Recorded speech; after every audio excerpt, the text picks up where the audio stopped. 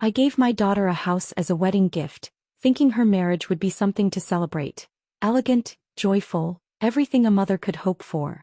But before the ceremony even took place, that so-called son-in-law showed up with his entire family, parents, brother, sister-in-law, all moving in like they owned the place. First thing out of their mouths. "We'll take the master bedroom. She can handle all the chores." I thought this was going to be a marriage. Turns out they saw my daughter as nothing more than a live-in maid. But here's what they didn't see coming. They got smug way too soon, and realized far too late. My daughter is no one's stepping stone. And in the very next breath I made sure every last one of them shut their mouths. My daughter's boyfriend, Curtis Miller, seemed like a decent guy. Polite, attentive to Natalie, the kind of boyfriend any parent might cautiously approve of. But his family. That was another story. No house, no car, and certainly no financial contribution to the wedding. His parents lived in a remote town working as farmhands, while his brother and sister-in-law barely scraped by with odd jobs in the city. Thomas and I had our doubts about this relationship from the start. But Natalie was in love. Deep, stubborn, hopelessly in love. She pleaded, coaxed, and insisted until eventually we caved. Wanting to ensure she wouldn't struggle after marriage, we gifted her a beautiful house in the Boston suburbs. A standalone home, fully renovated down to the last detail.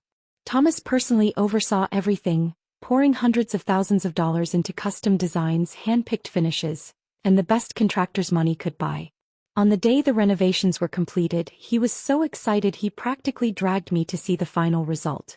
But before we even stepped inside, an unmistakable shrill voice rang through the house. "My God, is this neighborhood a prison? Every house has its doors shut. How am I supposed to visit the neighbors if no one leaves their doors open? Curtis, go tell them to be more neighborly and stop shutting everyone out. And that front gate, what the hell is that? Looks like a damn fortress. Bars locked up so tight like we're guarding a bank. What happens when our relatives visit? Are they supposed to wait outside like beggars? Curtis, get some workers over here and tear that ridiculous thing down." I didn't even need to see her to know. It was Curtis's mother, Mrs. Miller. A slow, simmering anger started to build in my chest. Curtis had brought nothing to this marriage. Not a home, not a car, not even an engagement ring. Natalie had quietly bought one herself just to keep us from worrying, claiming it was from him. Of course we found out later. But in the end Thomas and I chose to let it go. At least we thought they loved each other. What infuriated me most was how his parents reacted when they found out. Instead of gratitude or embarrassment, they scoffed, calling Natalie wasteful. A ring was just a formality, they argued. Why throw money away on something so unnecessary? And now, standing at the threshold of this house, our house, listening to this woman complain like she was inspecting some run-down motel, I could feel my patience wearing thin. Natalie, ever the peacemaker, attempted to keep things civil. "Mr. and Mrs. Miller, there's a wonderful community center nearby. If you're looking for company, there are game nights, social events, lots of opportunities to meet people." Mrs. Miller wrinkled her nose. "Card games? Please. You think we haven't played cards before?" Then, as if we were invisible, Curtis's parents wandered off to explore, peeking into rooms, inspecting furniture, acting like they already owned the place. Not a single word of greeting. Not a glance in our direction. Natalie froze, caught between politeness and disbelief. Even Thomas, usually the calmer one, looked completely thrown. Sensing my expression darken, Curtis rushed over, whispering, "Mr. Dawson, Mrs. Dawson, I know my parents can be lively. They just speak loudly, that's all. But please, I promise, they really do love Natalie." Before I could respond, a loud, booming laugh echoed from the master bedroom. "Now this is a damn fine room." Mr. Miller's voice. For a split second I allowed myself to hope. Maybe, just maybe, they were finally appreciating what we had done for Natalie. Then I stepped inside and my breath caught in my throat. There was Mrs. Miller, sprawled across the brand new bed like she owned it, legs crossed, shoes still on. The fresh, crisp sheets were already streaked with dirt from the soles of her worn-out sneakers. And next to her, Mr. Miller, casually lighting a cigarette, inside my daughter's new home. Before I could even speak, he pressed the burning tip against the solid wood nightstand, snuffing it out like it was an old ashtray. A dark, charred mark immediately appeared on the polished surface. Thomas's jaw clenched so tightly I thought he might crack a tooth. Natalie, visibly embarrassed, nudged Curtis, silently begging him to intervene. But he only lowered his head, shoulders hunched, looking like a scolded child. Not a word. Not a single protest. And then, as if the audacity wasn't already at its peak, Mr. Miller stretched his arms, let out a satisfied sigh and said, "This room is perfect. Lots of sunlight, great view. We'll take this one." I nearly swore out loud. For a moment I thought maybe I'd misheard. Maybe my ears were playing tricks on me. But no. They had just waltzed into my daughter's home, taken one look around and decided to claim the master bedroom. Thomas, Natalie, me. All three of us stood frozen, too stunned to speak. This wasn't a misunderstanding. This was an invasion. Mr. Miller strolled out of the master bedroom, barely acknowledging our presence, and wandered into one of the smaller rooms. His eyes swept across the space before he nodded in apparent satisfaction. "This one's perfect. Just right for our grandson." He turned to Curtis without hesitation. "Call your brother, tell him to cancel his lease. He and Jenna should move in with Luca right away." Then, as if deciding the matter was already settled, he continued, "We'll put the house in Travis's name. That way Luca will have a stable home when he starts school here. As for you and Natalie, you can come back and live here once you have kids. Until then, no rush." I felt my last shred of patience snap. I opened my mouth to speak, but before I could, Thomas grabbed my wrist, giving me a small shake of his head. He wanted to see if our daughter could handle this herself. If she couldn't set boundaries now, what future could she possibly have with this family? I exhaled sharply and turned my gaze to Curtis. The boy who had always seemed well-mannered, well-spoken, respectable in our presence, stood there with his head down, spine curled inward, not uttering a single word. A puppet without strings. Natalie, however, had reached her limit. Her voice turned cold. "This house was a gift from my parents. It's not a boarding house for your entire family. Don't you think you're crossing the line?" The room tensed. Mr. Miller's expression darkened, a puff of smoke shooting aggressively from his nostrils as his voice sharpened. "Your house." His lip curled. "You really think this place belongs to you? This is my son's home, which means it's our home. And you have the nerve to talk back to your future father-in-law before you're even married? What, you planning to throw us out once you've got a ring on your finger?" He let his gaze sweep over the room, then scoffed. "Travis is still wasting money on rent every month. This house is huge. It's a shame to let all this space go to waste. Why shouldn't they move in?"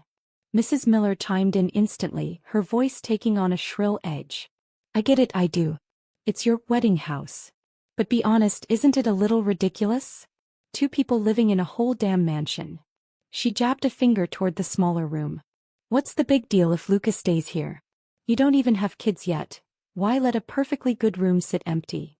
Then, as if this was all some grand act of generosity, she added, "We're not trying to take advantage of you, sweetie. We just don't want you two struggling alone. We came here to help, to support you. You should be grateful." And then, as if sensing how icy our expressions had become, she turned her focus to Natalie and smirked. "Besides, you're about to be my daughter-in-law. It's only right that you take care of us. Cooking, cleaning, you're responsible for making sure we're comfortable. Don't get any ideas about slacking off just because you're the bride." My fingers curled into fists. Natalie's hands trembled at her sides, her breath coming sharp and fast. And still Mrs. Miller wasn't done. "Honestly, looking at you, I can tell you're not much of a housekeeper. Why don't you save yourself the trouble and have your father hire a maid to take care of us instead?" Natalie's entire body stiffened. Tears welled in her eyes, but instead of falling, they burned, hot, angry. And then finally she snapped. "If you want a house in the city, if you want to be taken care of, pay for it yourselves. Stop expecting my parents to hand you everything." A thick, uncomfortable silence crashed over the room. Mrs. Miller's face twisted in fury. "Curtis, are you hearing this? This is the woman you're about to marry, talking like we're some kind of beggars. Since when did her family's money become more important than ours? A married couple shares everything, doesn't she understand that?" Curtis's face paled. His voice rose in alarm. "Natalie, you can't say things like that. Apologize to my parents." Natalie's sharp gaze turned on him, her voice as cold as steel. "Curtis, if you actually believe that, then take your parents and get out of my house. My parents bought this for me. Not you. Not them." Curtis's hand shot out, grabbing her wrist. Natalie, come on. You always throw these little tantrums and I always let it go. But can't you show my parents just a little respect? Natalie yanked her arm away, turning her back on him completely. Mrs. Miller let out a bitter laugh. You should be grateful to be marrying a man like Curtis. You think you're too good for us? Look at yourself. You're selfish, spoiled, and completely lacking in respect. Frankly, I don't think you're even good enough for my son. She spun toward Curtis, eyes blazing. Do you see now? She looks down on us just like all these city folks do. Natalie met her glare head-on, voice steady. We're not even married yet and you're already trying to claim what isn't yours. That's not family, that's greed. Curtis wiped his forehead, his face tense. Natalie, that was way out of line. You need to apologize. Mr. Miller took a slow step forward, exhaling smoke in our direction. His gaze settled on Thomas and me, his voice curling with mockery. Thomas, I have to ask, how exactly did you raise your daughter? Because I'm seeing a serious lack of discipline here. She's got no respect, no humility. Always throwing around my house, my house. It's exhausting to hear. He took another drag from his cigarette, exhaling slowly. You wouldn't be looking down on us country folk now, would you? His eyes narrowed as he added almost lazily, you know, Curtis didn't turn out like this on his own.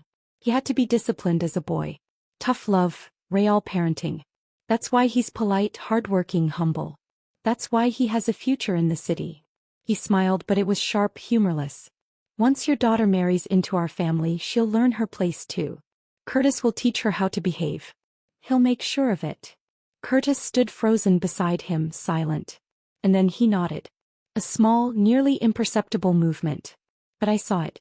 We all did. And in that moment, something in Natalie's eyes changed. Thomas stared at the Millers, completely stunned. In all his years he had never encountered a family this brazen, this shameless. I couldn't hold back anymore. The rage surged to my head and I let it explode. How we raise our daughter is none of your damn business. And you have the audacity to lecture us. I stepped closer, my voice sharp and unwavering. You couldn't contribute a dime to the wedding. You don't have a house. You don't have a car. You brought absolutely nothing to this marriage. And now you have the nerve to act like this house belongs to you. I glared at Curtis. Your son, what exactly does he bring to the table besides obedience? He relies on us for everything, so tell me, where does he get the right to make demands? The Millers stood there, momentarily stunned, as if no one had ever dared put them in their place before. Then after a beat, Mr. Miller snapped. Enough. You done talking? So what if we don't have money? Your daughter wasn't exactly hard to win over, was she? She practically threw herself at Curtis.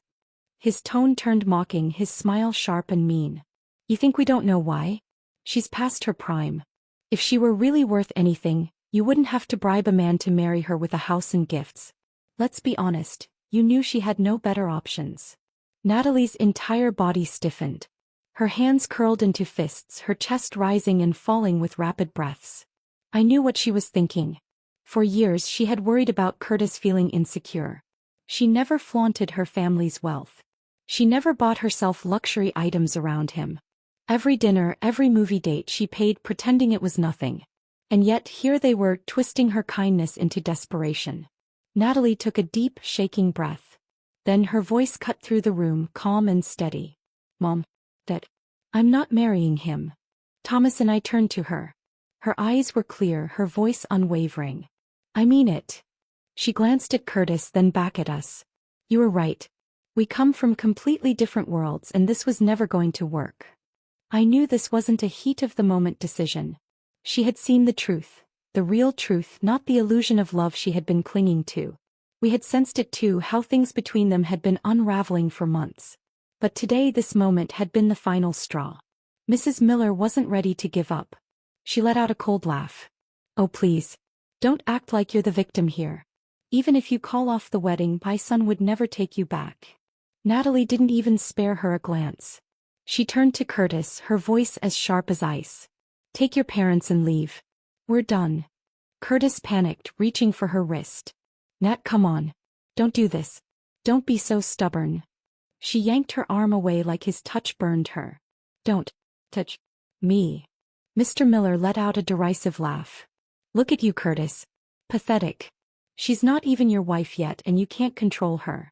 If you let this slide, she'll walk all over you for the rest of your life. His voice dropped into a sneer. Are you even a man? And that was it. I snapped. I grabbed the glass from the table and slammed it onto the floor. The crash echoed through the house, leaving an eerie ringing silence in its wake. Then Thomas moved. With a roar of pure fury, he lunged forward and threw a solid punch at Mr. Miller's face. The impact sent Mr. Miller staggering backward, slamming into the wall before he collapsed onto the floor, choking on his own breath. A dark red bruise was already blooming across his cheek. Mrs. Miller shrieked. You're crazy. That was assault. Thomas stood over him, his voice low and menacing. Say another word and you won't make it out of this house. Curtis stood frozen, his face ghostly pale. He didn't dare move. I stepped forward and for the first time Curtis looked afraid. His voice wavered. I only said that because she was disrespecting my parents. If she apologizes, maybe we can just forget about all this.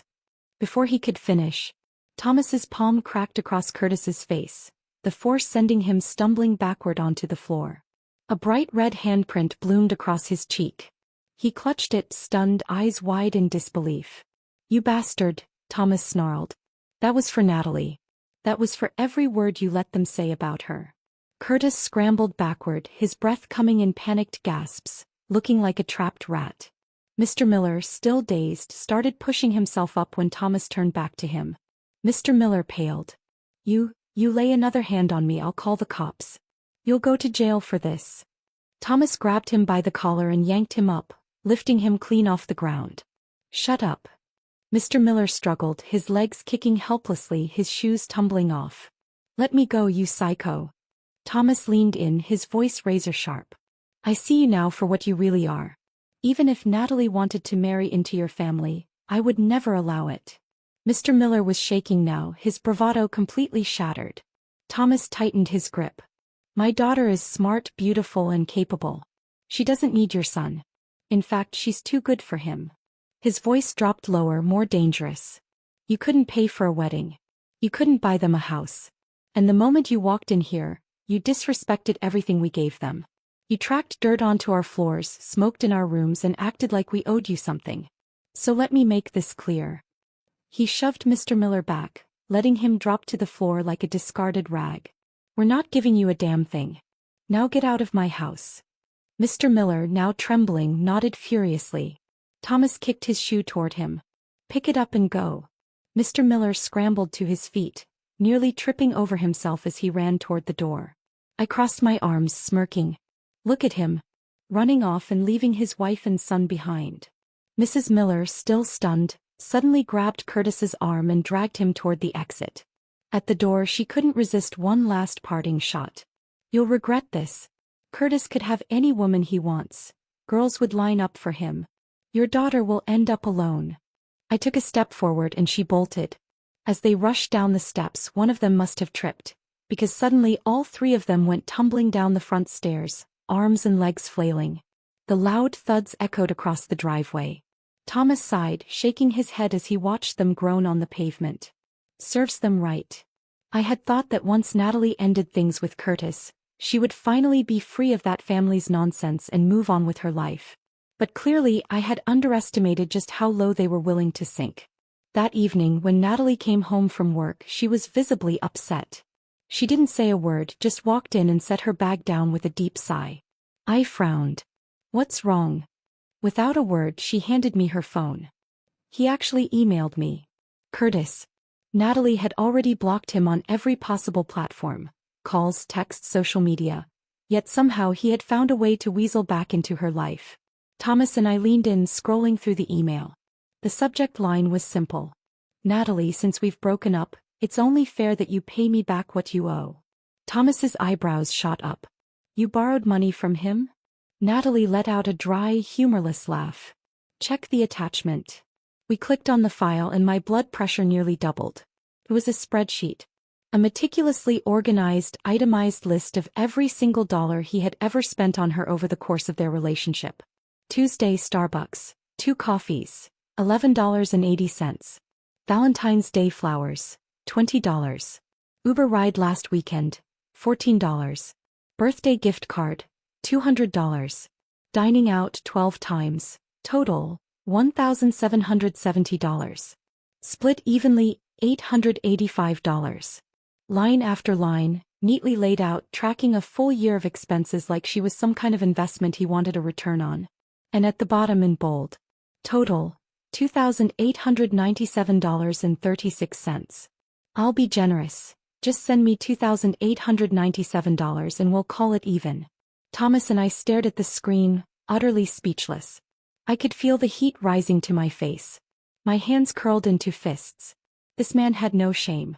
Did he really think we didn't know the truth? For nearly every dinner, movie, or trip they had taken, Natalie had been the one pulling out her credit card. Curtis had treated our family to dinner once, and it was at a damn fast food chain. On his birthday, Natalie had bought him the latest iPhone, spending over $1,200.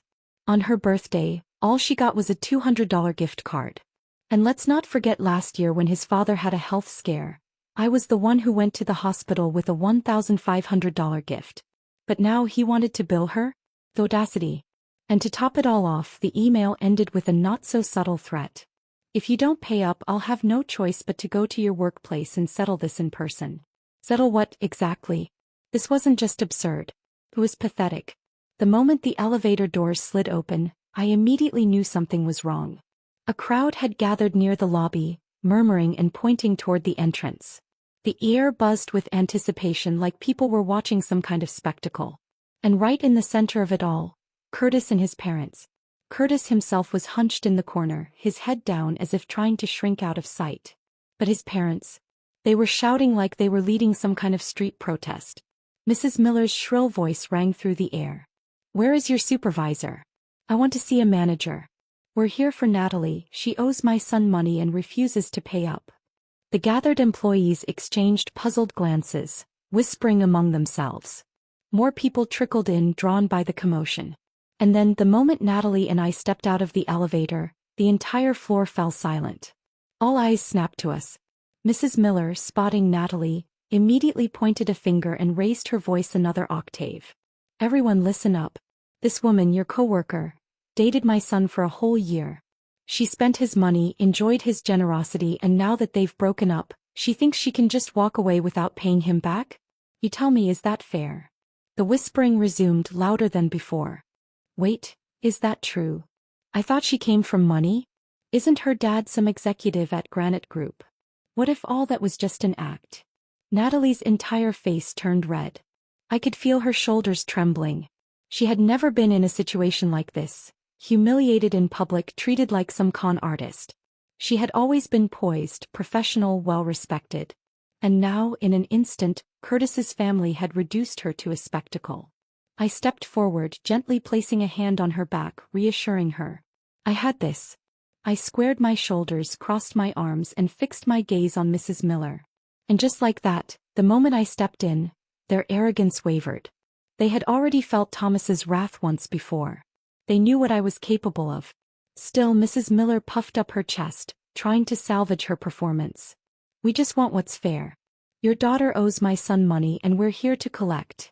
I arched an eyebrow, my voice cool and cutting. "Oh, since we're making such a public scene, let's clarify. Exactly how much does she owe you?" Mrs. Miller hesitated for half a second, then straightened her back. "A lot. A lot of money. How much exactly?" I pressed. She flinched slightly, but then squared her shoulders and practically shouted. $2,897.36. The room froze. A beat of complete silence. And then, a burst of laughter. "Wait, what? This whole mess? Over less than 3,000? I thought she owed him hundreds of thousands or something. And did she just say, 36 cents? Who even calculates like that?" The whispers turned to outright mockery. Mrs. Miller's expression faltered, but Mr. Miller stepped up, determined to salvage their dignity. He reached behind him and pulled out a giant poster board, holding it up like some bizarre protest sign. "This is a full breakdown of every single expense. My son paid for her coffee, her movie tickets, her dinners. Look at the numbers. He started reading off transactions, his voice booming like he was presenting a corporate budget report. But the more he talked, the more the crowd reacted. Dude, is he seriously itemizing every cup of coffee? Wait. Valentine's Day flowers. $20. Is that a joke? Man, even my cheapest ex wasn't this bad. He kept a record of every coffee?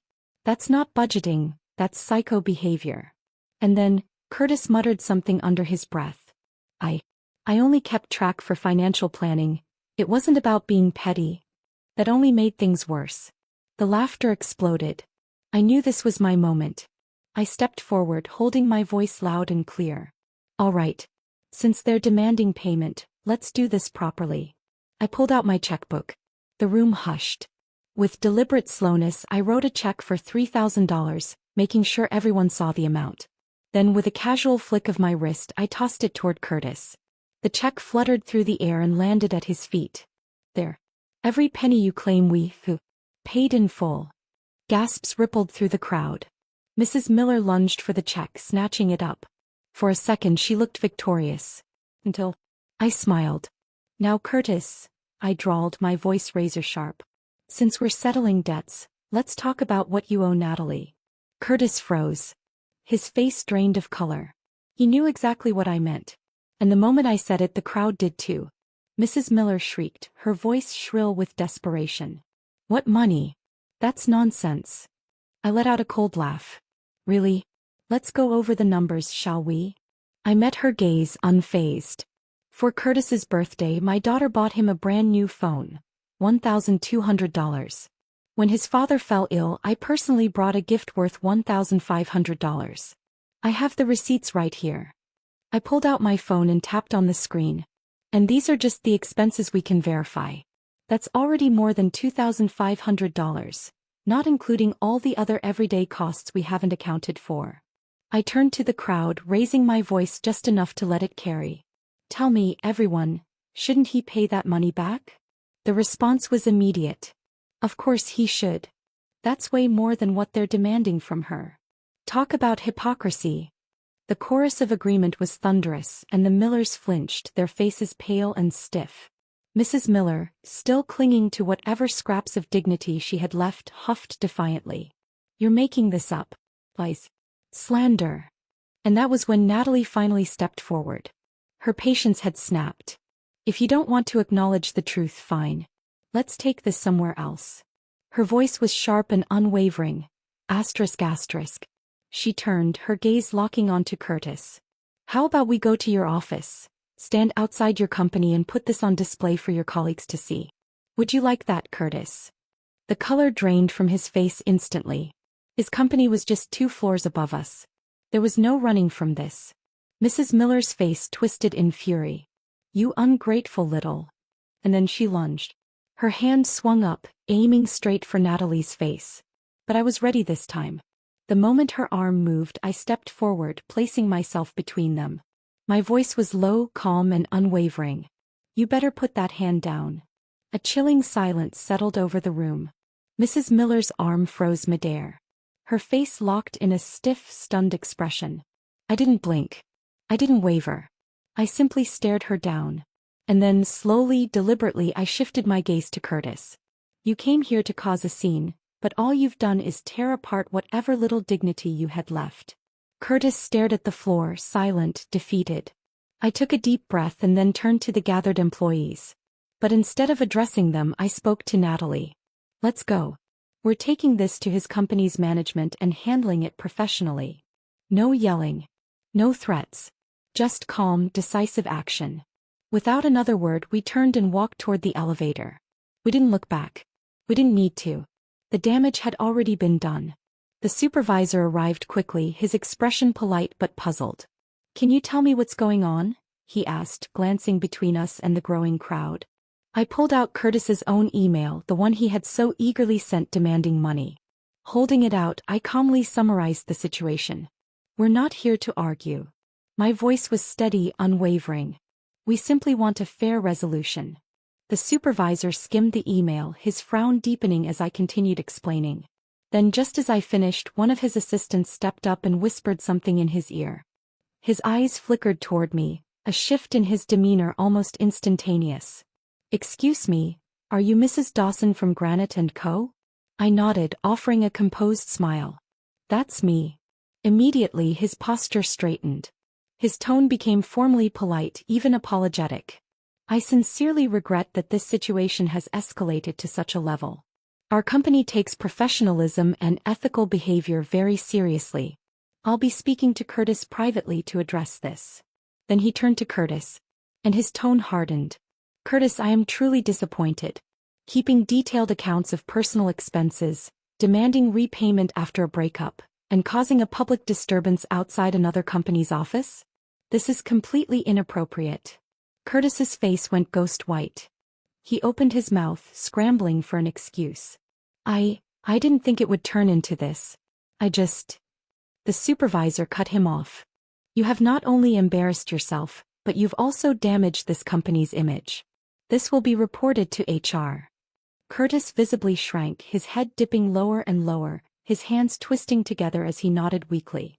His arrogance, his entitlement, completely gone. I nodded, offering the supervisor a polite thank you. It was done. I turned to Natalie, ready to leave. But just as we took a step. "Wait. This isn't over." The sharp, grating voice of Mrs. Miller sliced through the air. I paused, then slowly turned back, fixing her with a calm, unreadable stare. I didn't need to say anything. Because at that moment, everyone knew exactly who had already won. A few weeks passed and life finally seemed to return to normal. Natalie settled back into her routine. Work, coffee dates with friends, weekend yoga sessions. She looked better, lighter, no longer carrying the weight of past stress on her shoulders. Thomas and I had an unspoken agreement not to bring up Curtis or anything that had happened. We didn't want to risk reopening wounds that were still healing. He was doing well. At least in front of us, she made sure everything appeared in order. Until that night. She walked in with takeout in hand, but something in her expression was off. I glanced at her while setting the table. "Work okay?" I asked, keeping my tone casual. She hesitated, then wordlessly handed me her phone. He reached out again. The screen displayed a text from an unknown number, but the words were painfully familiar. "Curtis. Natalie, I've been thinking a lot lately. I know I messed up. I shouldn't have listened to my parents, and I should never have taken my frustration out on you. I have nothing now, but I want to start over. Will you give me another chance?" I exhaled slowly and looked up at her. "This is the third one." Her voice was quiet. "I haven't responded." I nodded. "Good. Silence is the clearest answer." She sighed. I don't understand. Is he actually sorry, or does he just hate losing?" "Probably both," I said, my voice even. "But that's not your problem anymore. His growth isn't your responsibility." She stared out the window, saying nothing. I knew her heart wasn't wavering. It wasn't love she was struggling with. It was habit. The emotional residue of investing so much into someone, only to realize they were never worth it. Then just a few days later, things took a turn. That evening she walked in with a different look. Not sadness, but something colder. Sharper. She set her phone on the counter. "Mom, look at this." I picked it up, and the moment my eyes landed on the screen, my stomach twisted. A social media post. An anonymous message. Attached was a blurred photo and edited video clips, carefully pieced together to paint a false narrative. The caption was nothing short of vicious. "Real-life gold digger. Extorted her ex after the breakup. Bragged about her wealthy background. Guess she's not so untouchable now, huh?" A slow, simmering rage built in my chest. "Do we even need to guess who did this?" She shook her head. "I can't trace the account, but look at the content. These pictures, these clips, it's all from Curtis. He cropped himself out, used an anonymous account, but we both know." I clenched my jaw. "So now he's resorting to this." She let out a slow breath, the exhaustion settling in. "I just wanted to move on. Why can't he let me?" I took her hand, squeezing it firmly. "Because he's not stuck on you, he's stuck on his own ego. He's not capable of moving forward, so all he knows how to do is drag people backward." That very night I reached out to an old college friend, now a lawyer at a well-known firm. By the next morning, we had formally issued a legal notice demanding the removal of the anonymous defamatory content, along with a request to preserve the poster's IP information for potential legal action. We also filed a civil harassment report, ensuring there was now an official record of Curtis's actions. For the moment, things seemed to settle. But Curtis wasn't done. A week later, Natalie received a package in the mail. Inside was a handwritten letter from Curtis. The tone dripped with regret, self-blame, and nostalgia. He wrote about their first date, the way she smiled, the nights she stayed up caring for his sick father. Every line carefully crafted to tug at her emotions. But then the last few sentences revealed the truth. I can't accept you walking away completely. You know I have nothing left. You were my only light. If you don't come back, I don't know what I might do. This wasn't an apology. This was emotional blackmail. My expression darkened as I read the final words. Without hesitation, I called our lawyer and started the process to file for a restraining order. That afternoon, Natalie and I went to the courthouse together. She sat on a bench, gripping the letter so tightly her knuckles turned white. Mom. Her voice was quiet, strained. I know I'm handling this the right way. But why does it still feel so exhausting?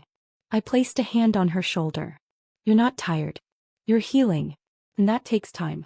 But you're already doing everything right. She exhaled slowly, then met my gaze. For the first time, there was no hesitation in her eyes. I won't let him hurt me again. I smiled. That's my daughter. A few weeks later, the court officially approved the temporary restraining order, legally barring Curtis from contacting or approaching Natalie in any way. We also provided all supporting evidence to Granite & Co.'s legal team, ensuring there was a record on file in case of any future issues. This time we weren't waiting for him to apologize. We weren't giving him a single chance to reappear in our lives. Natalie had finally broken free. She was no longer the girl who tiptoed around someone else's emotions. No longer the girlfriend who compromised, apologized, or tried to fix someone who refused to change. She had stepped fully into her own life. And without realizing it, she had begun to move beyond the limits she once set for herself. She poured herself into work, no longer letting emotions derail her focus. Instead of hesitating, she took on multiple projects at once, proving her ability to thrive under pressure. She knew what she wanted, and more importantly, what she no longer needed. Then came the regional business conference.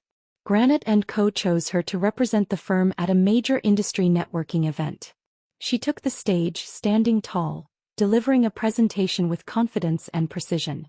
The audience, executives, investors, and industry leaders, listened. They nodded in approval. And by the end, several corporate representatives from across state lines approached her, eager to exchange business cards, hoping to explore future collaborations. That one event subtly but irreversibly shifted the course of her career. And with it, her life. At a casual networking luncheon after the conference, Natalie was introduced to Ethan Parker. Ethan was one of the co-founders of East Bay Capital, a MIT graduate, and a member of a well-known San Francisco business family. But unlike the arrogance often associated with privilege, he was thoughtful, articulate, and composed. Their conversation was brief. No unnecessary small talk, no intentional exchange of contacts. Just a natural, unforced discussion before they both moved on with their day. But the following week, Natalie received a letter, handwritten. It wasn't a grand declaration, nor an eager invitation. It was a genuine thank you note, acknowledging the strength of her presentation and offering insightful feedback on her business model. Along with it, he included a book on leadership and strategy, something he thought she might find interesting. She was surprised. Impressed even. I glanced at the letter and smirked. Well, at least this one didn't send you an invoice after the breakup. Natalie chuckled but didn't reply. Still, there was something different in her expression. A quiet ease that hadn't been there before. There were no sudden romantic pursuits, no hurried advances. Over time, their conversations became more frequent but never forced. They exchanged industry insights, attended small business forums, and occasionally grabbed coffee to discuss market trends. Until one evening, Ethan was driving her home when he suddenly pulled the car to a stop. Turning to her, he said, "I don't know how you feel about me." His voice was steady, sincere. "But I want you to know I like you. Not because of your work, not because you're brilliant or independent. But because when I'm with you, it feels like life is something worth experiencing fully." Natalie froze for a second. She hadn't expected this moment. Not so soon, not so directly. She sat in silence, weighing his words, then finally she nodded.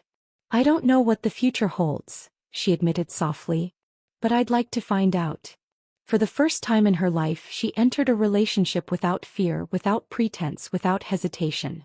And to our surprise, Ethan soon introduced her to his parents. Mr. and Mrs. Parker were gracious, intelligent, and welcoming. They never pried into personal matters, never judged or scrutinized. Instead, they treated Natalie with the same respect they would any capable adult. At dinner, Mrs. Parker personally prepared a small dessert and smiled warmly. This is the first time Ethan has ever invited someone home. I had to make sure I did it right. Later that evening, Ethan's father pulled Thomas aside and said quietly, she's remarkable. Smart, poised, and she knows her own mind. We're glad Ethan met someone like her. There was no entitlement, no grasping demands, no pressure for submission. Just a family that valued genuine connection and mutual respect. It was everything Curtis's family wasn't. And for the first time we could all see it. Natalie was finally in a place where she was safe. Where she was cherished. But good things rarely go unnoticed. One afternoon a photo surfaced online. A candid shot of Natalie and Ethan at a business event. With Ethan's family name, it didn't take long for the image to circulate within industry circles. And soon enough the news reached Curtis. That evening Natalie stepped out of her office, only to find Curtis waiting near the entrance. His face was pale, his expression twisted. So this is it? He took a step closer, voice low and burning with resentment. You dumped me and ran straight into another man's arms? Natalie didn't flinch. She met his gaze directly. Curtis. Walk away. You have no right to question me. His nostrils flared. You were planning this all along, weren't you? Were you already with him when you were still with me? Her voice turned to steel. You need to stop. I have a restraining order against you. If you're following me, I'll call the police right now. Curtis's face twitched, his hands clenched at his sides. He was about to lash out again, when another presence stepped forward. From the parking lot, Ethan approached, his posture calm, his expression unreadable. But his presence alone shifted the air. He moved beside Natalie, his voice even yet firm.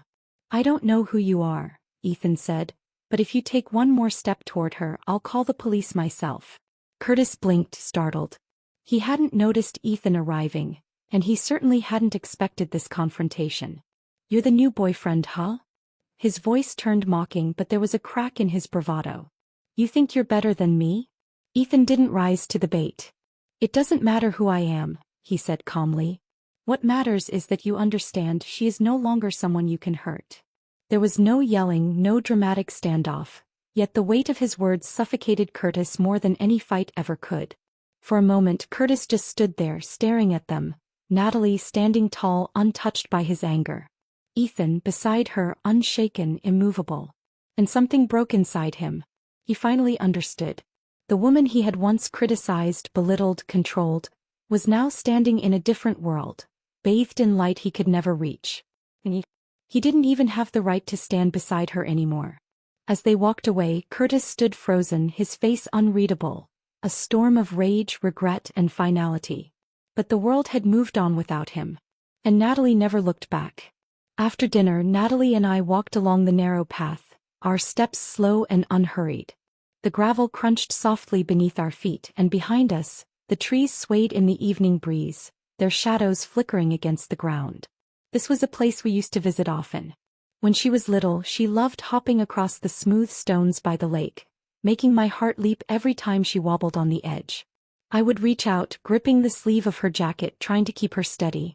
Now her steps were firm, measured. Her gaze was clear, steady. Do you remember how I used to run into the water to collect stones? She asked suddenly. I smiled. Of course. You always said each one was unique, that you had to take them all home and wash them properly. She let out a soft laugh. Back then I thought every little detail in the world was worth holding on to. And now. He paused, thoughtful. Now I know, some things are meant to stay in your heart, not in your life.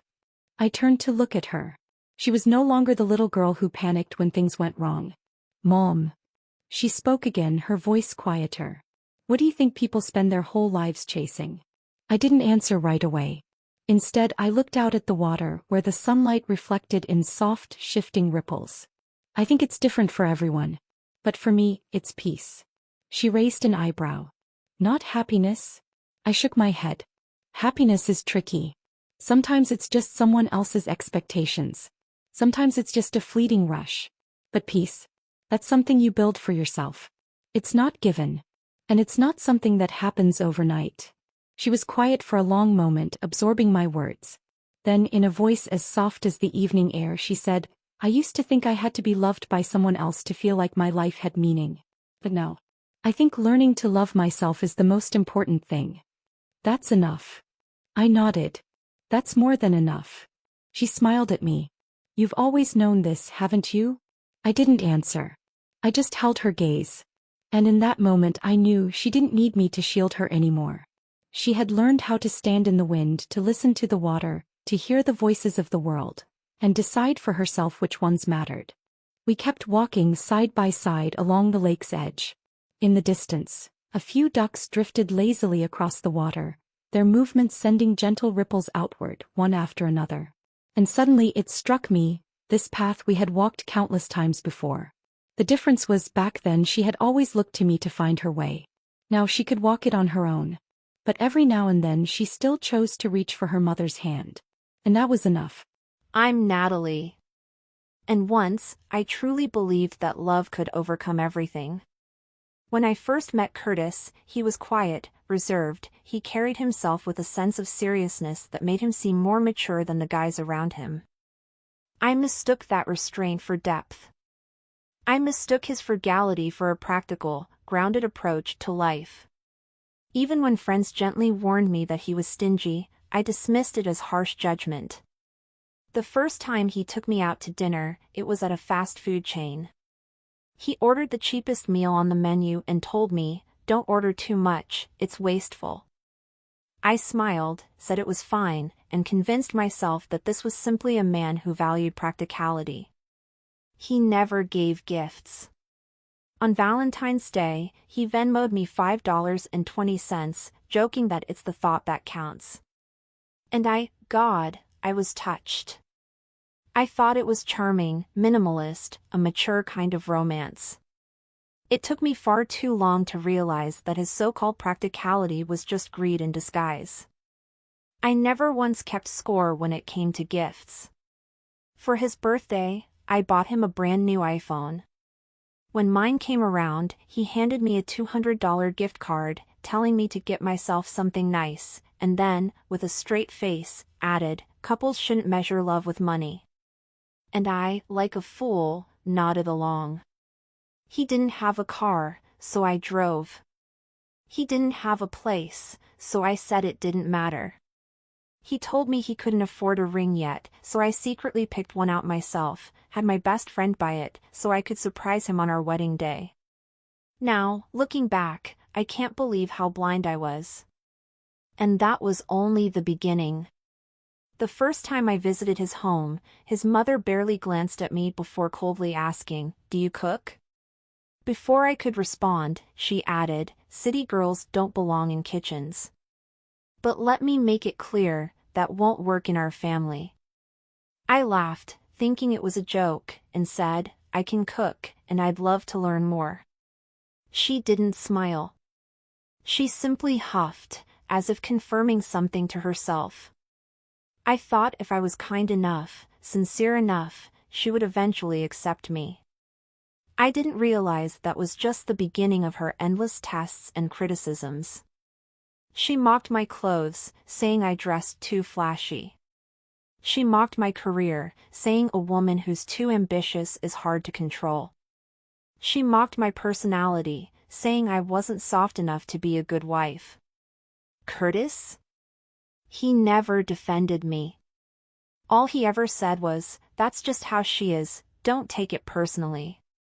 At the time, I thought he was keeping the peace. Now, I realize, he was just a coward. His father was even more blunt. "You won't have time for a job once you start having kids. No need to waste energy thinking about a career." They believed I shouldn't have personal ambitions, shouldn't have my own space, shouldn't even have my own opinions. And God help me, I told myself to endure it. I thought, things will change after we're married. But the moment that snapped me awake was the house.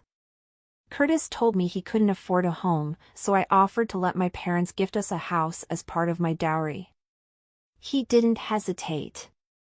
He smiled, ran to tell his parents. And that was when they showed their true colors. His mother immediately declared, "We'll take the master bedroom. The second bedroom will be for Luca, our grandson. And Travis and his family will move in, too." I tried to be rational. I tried to talk it through. She laughed in my face. "Your mother bought you a big house, that's lucky for you. But that doesn't mean you get a say in it." "Curtis?" He stood there, silent. Later, when I confronted him, he pulled me aside and whispered, "She's just talking, don't take it so seriously." And that was the moment I finally saw it. I was never their daughter-in-law. I was a resource. A house, a wallet, a convenient outsider who could provide, but never be respected. And the most absurd part? After we broke up, Curtis spread rumors at work, calling me cold, entitled, and materialistic. Then, he had the audacity to send me an invoice, listing every coffee, every meal, every ride he'd ever paid for, demanding I repay him $3,000. I laughed. I really laughed. The same girl who bought her own engagement ring was now being branded a gold digger? So I transferred the full amount to him. Not because I owed him, but because I wanted to shut the door on that chapter forever.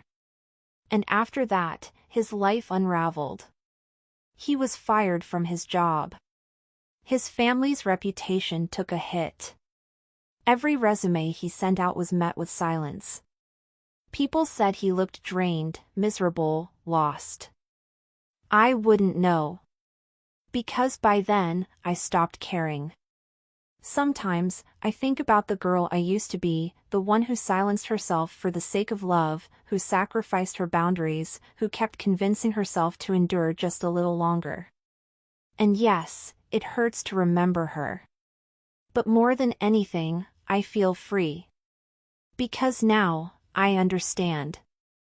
A real relationship is not one person constantly making up for the other's shortcomings.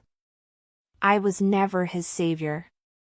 I was never his family's financial plan. I walked away. And I lived better. And him? He was devoured by his own greed, his own selfishness. This is my quietest, most dignified revenge. Not screaming. Not plotting. Not even hating. Just living a life he can never touch. This time, I bow to no one.